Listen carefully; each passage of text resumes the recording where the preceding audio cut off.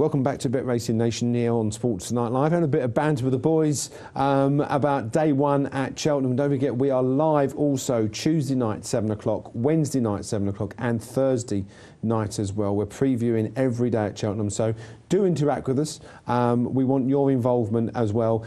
Get those tweets in on Twitter. What are your selections for the rest of the week? Wednesday, Thursday, Friday, because we'll tweet those out. We've covered the Champion Hurdle. It's now time to cover the Arkle. And last week we saw a run of Champagne Fever, a nice little run around. What course was it? Remind me. Leopardstown. And schooling round and looked perfect. Yeah. Ballycasey fell over. Yep. Later on in the week we'll talk about that effect. But Champagne Fever, I know you're very confident, but let's come to you straight away. Not confident, but I mean, years go by and time and time again, Cheltenham Festival form stands up, and Champagne Fever's got an impeccable festival pedigree. He really does look to be, to me, a worthy favourite. I'm not concerned that he's not had a prep run that he might have had. I'm not concerned that he clouted the second or third last in his last run. He's got the class, he's got the pedigrees with the right connections, and I'm wearing my Richie socks in support. Right, okay. Probably can't see him down there. I don't know why you wear one pink and one green, Billy. For viewers at home that can't see those socks. No, you can't see. I was lost really. But the thing with Champagne Fever also is that he's had 12 races, okay, and his highest rating is 164. Your Trifolium has had 27 races and only ever achieved 158. He's got a lot more experience, and he's not got to within £6 of Champagne Fever, and he's not got to within £13 of Rock on Ruby. So you tell me why you fancy Trifolium.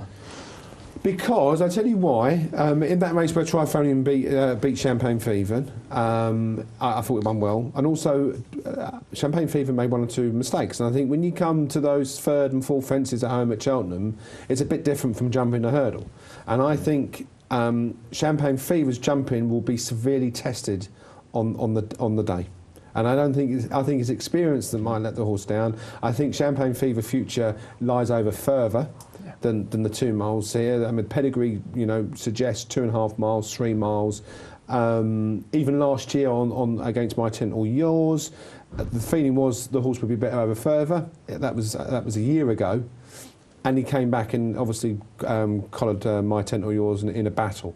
So Champagne Fever will battle, but I just feel that Trifolium, even though it was second choice, the wind up that Trifolium has had, this horse has won at Cheltenham, and I think that I'm just worried about the jumping for Champagne Fever. The same comments apply to Rock on Ruby as well for me. There you go. That's, you asked me why, I give you the answer. But, there you go, guys. Champagne Fever.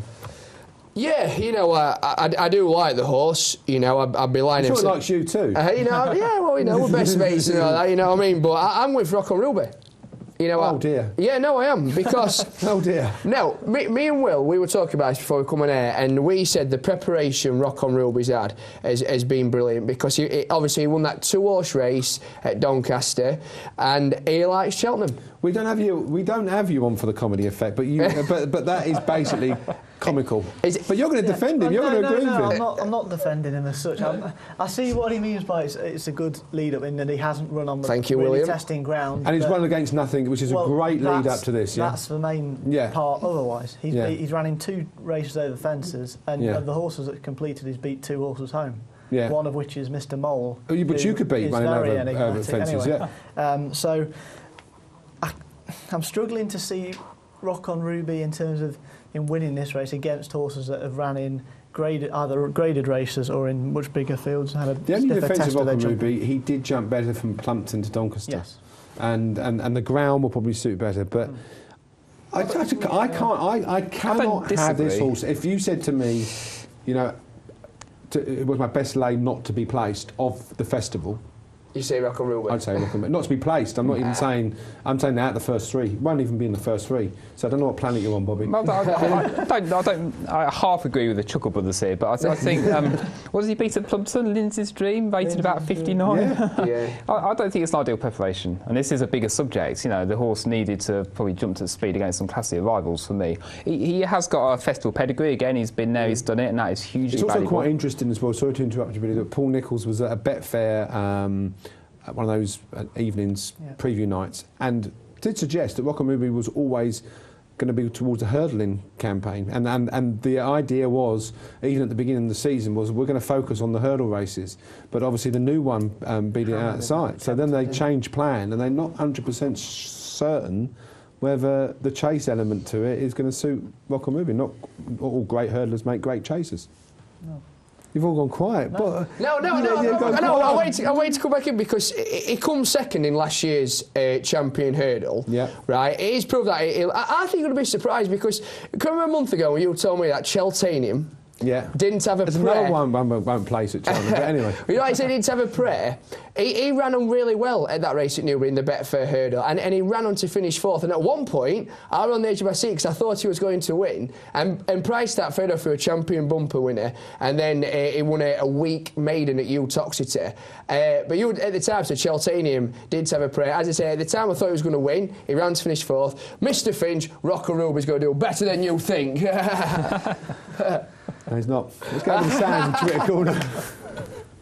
Well, the first thing I'd say is all this Rock on Ruby's had an ideal preparation. This is the same Rock on Ruby that didn't start intentionally to be going over hurdles over fences this season, so I'm not so sure on that one.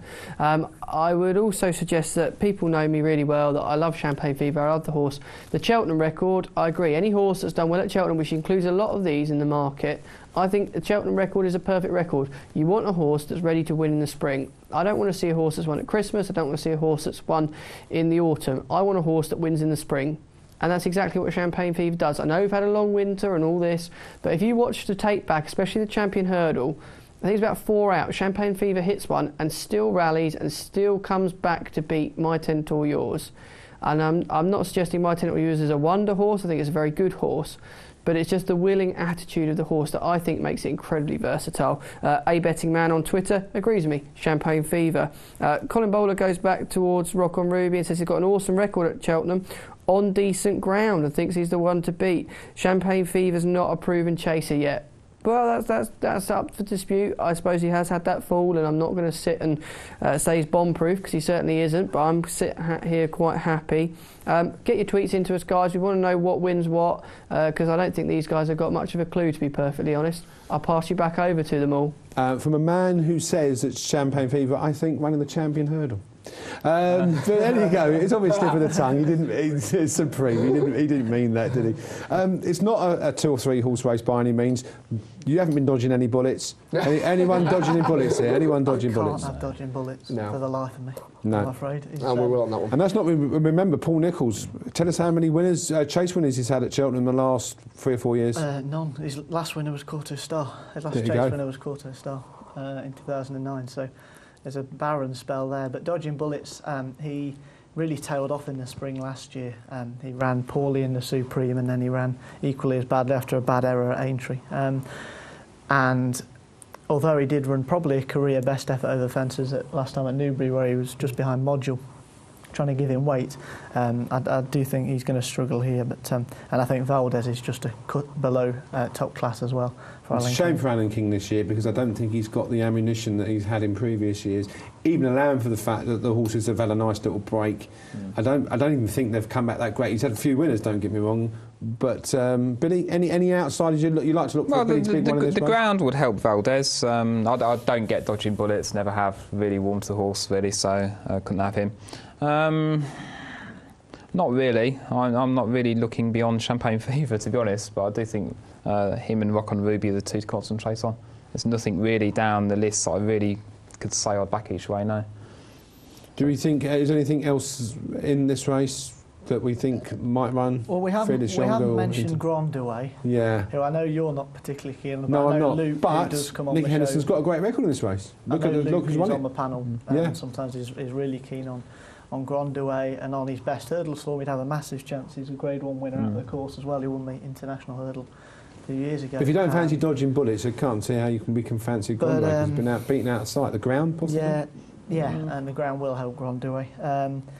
One at a monster price that could go well is Arno for Charles Burns at a huge price. He was second to Valdez at Donny last time out in the Lightning Novice Chase. As long as he doesn't get in a pace battle with Champagne Fever, I think Arno could go really well at a silly price, about 33-40 to 1, but no, Champagne Fever for me. Okay, well, we're going to go over those selections, and you're really keen on Rock on Ruby. I am.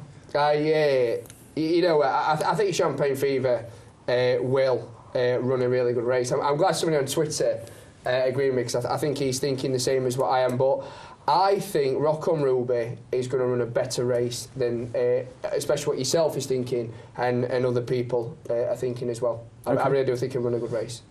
Do we think on the day, I mean, how would you tissue this up, Billy, being a bookmaker? Would you, a Champagne favourite, a worthy favourite, and the also there's been a lot of money for Rock on Ruby in the last couple of days. There has been. No, I think, I mean, it depends how Valtor gets on in Supreme. If that wins, then obviously Champagne Fever will shorten. I'd see it going off favourite on the day. Dodging Bullets will drift. Rock and Ruby. I think Rock and Ruby does seem to be quite popular. That will be popular. Yeah, I mean, that might become the normal preparation with the way things are going. Rock and Ruby. You know, good at 2-3 horse races. Yeah, I mean, not a great preparation. Sorry.